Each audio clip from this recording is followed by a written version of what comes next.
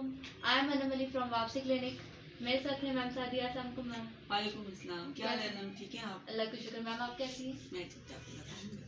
आज हमारा टॉपिक है फिक्सेशन, टाइम फिक्सेशन, जो कि फैमिलीज का भी होता है और पेशेंट का भी होता है। तो मैम से मैं इसी बारे में क्वेश्चन करूंगी कि मैम हमने बहुत देखा है जैसे families D time fixation basic treatment 90 days का, जैसा कि वापसी रिहैब मतलब एक कह सकते हैं कि प्रोटोकॉल देता है ट्रीटमेंट को, कि हम रिहेबिलिटेशन प्रोसेस भी इन्हीं 90 डेज में करते हैं और हम डिटॉक्स भी, जबकि बेसिक 90 डेज इनका डिटॉक्स होता है। तो मैम फैमिलीज उसमें भी कुछ ज़्यादा एक्सपेक्टेशन रखती हैं और उस फिक्सेशन में रहती हैं कि 3 मंथ्स में एक जो 20 ईयर और 10 ईयर 15 ईयर्स का जो एडिक्शन है, जो बिहेवियर, जो पर्सनैलिटी इश्यूज हैं, वो 3 मंथ में मैनेज हो जाए। उनकी एक्सपेक्टेशन इतनी हाई होती है। तो मैम इस बारे में आप हमें क्या बताएंगी?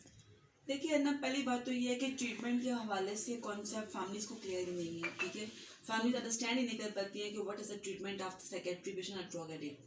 वो ये समझती हैं कि अगर एक नॉलेज ने या प्रोफेशनल्स ने आपको बता दिया है कि 90 डेज, तो बस वो 90 डेज कंफर्म हो चुकी हैं उनके लिए कि उन्होंने उस पे ही फिक्स रहना है। जबकि पेशेंट्स को और फैमिलीज को हम साथ साथ गाइड भी कर रहे होते हैं, स्पेशली फैमिलीज को, कि टाइम लगेगा या पेशेंट्स के बिहेवियर्स अभी इस तरह से चेंज हो रहे हैं। With the passage of time detox में उनके और बिहेवियर्स होते हैं। जब वो डिटॉक्स से बाहर आते हैं तब उनकी चेंजेस उनमें और आती हैं, पर्सनालिटी वाइज चेंजेस आती हैं। साइकोलॉजिकली एक्सेप्टेंस बहुत मुश्किल होता है पेशेंट के लिए, और तब जाके 2 महीने बाद जाके 60 डेज के बाद जाके पेशेंट में आस्ते आस्ते चेंज आ रही होती है। तो फैमिली उस चीज़ को अंडरस्टैंड नहीं करती है। वो समझते हैं कि ये रिहैब्स वाले जो हैं या डिटॉक्स सेंटर्स जो है, तो ये बस पैसों के लिए ऐसा कर रहे हैं। शायद उनके माइंड में एक चीज़ होती है, क्योंकि वो पेशेंट्स को बड़े वर्स हालत में देख चुके होते हैं जब उसको हमारे पास लेकर आते हैं या हम उसको लेकर आते हैं। लेकिन वो उसकी फिजिकल कंडीशन को देखकर ये कहते हैं कि बहुत वर्स है। वो उसकी मेंटल कंडीशन को अंडरस्टैंड नहीं करते हैं कि जब तक के फ्यूचर में जाके उनको अल्लाह ना करे दोबारा सफ़र करना पड़ता है, तो फिर वो कहते हैं कि यस, मौलाना से ही कह रहे थे कि पेशेंट को टाइम की ज़रूरत थी। इसलिए वो 90 डेज़ के प्रोसेस को समझ के फिक्स करके बैठ जाते हैं कि 90 डेज़ में हमारा पेशेंट मैनेज हो जाएगा। सबसे बड़ा मसला ये है कि 90 डेज सिर्फ डिटॉक्स है। इट डजंट मीन कि पेशेंट हर पेशेंट पर अप्लाई होता है। ये patient to patient, person to person vary करता है। मैम दूसरा मैं इसी से रिलेटेड क्वेश्चन करूंगी। जैसे हम लोग पेशेंट को या तो फैमिलीज को बताते हैं कि वाकई पर्सन टू पर्सन वेरी करता है, हर किसी की पर्सनैलिटी डिफरेंट होती है, इनके ड्रग के अलावा और डिफरेंट एक्टिविटीज़ होती हैं जिसकी वजह से ये इस चीज़ में इन्वॉल्व होते हैं। लेकिन मैम ये क्वेश्चन मैं करूँगी कि इन फिक्सेशन से इनको निकाला कैसे जाए? जैसे पेशेंट का भी आपने देखा है और फैमिलीज का भी, तो उनको इस हवाले से आप क्या मैसेज देंगे? देखिए, पेशेंट आपने खुद देखा है, क्रिस्टल मैथ के हमारे पास आ रहे हैं आइस के, ठीक है, या हैश के पेशेंट्स हैं, वो कितने फिक्स्ड होते हैं। ठीक है, उनके ब्रेन्स पे कितने इफेक्ट्स होते हैं। सब्सटेंस साइकोसिस के साथ वो सफ़र कर रहे होते हैं, लेकिन वो बहुत सेवेरिटी में गए होते हैं। ठीक है, वो साइकेट्री की वर्स हालत में गए होते हैं, जिसमें से उनको कोमोबिलिटी ऑफ मैनी डिजीजेस साथ होती हैं। ठीक है, लाइक आप कह लें कि उसको डिप्रेशन भी होता है।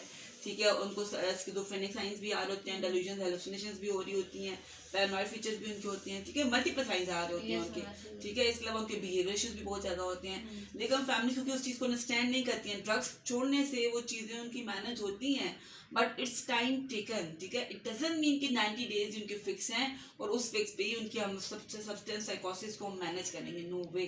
ठीक है, minimum 6 months 9 months depend on the personality. Acceptance, patient की एक्सेप्टेंस बहुत ज़रूरी है कि वो ट्रीटमेंट को एक्सेप्ट कैसे करता है, और मेजॉरिटी पेशेंट ऐसे हैं जो कि एक्सेप्ट नहीं करते हैं। और फैमिली की फिक्सेशन की बात आपने बड़ी अच्छी की है कि हम उनकी कैसे ब्रेक कर सकते हैं। देखिए, फिक्सेशन यही है कि 90 डेज का जैसे ही पीरियड गुजरता है, पेशेंट की फिक्सेशन तभी जाके ब्रेक होती है। उससे पहले आप जितनी भी काउंसलिंग करेंगे उसके ब्रेन में, क्योंकि आपको पता है कि ये कंडीशन लोग हैं। ठीक है, इनकी कंडीशन, ये तो हर चीज़ से उनकी फीलिंग्स हैं, एसोसिएशंस हैं इनकी, और डेवलपमेंट चलती है इनकी। ठीक है, हर मौसमों के साथ उन्होंने फीलिंग्स रखी होती हैं, हर म्यूजिक के साथ, घर के साथ, एनवायरनमेंट के साथ, बेड्स के, इवन के अपने रूम फर्नीचर के साथ उनकी फीलिंग्स होती हैं।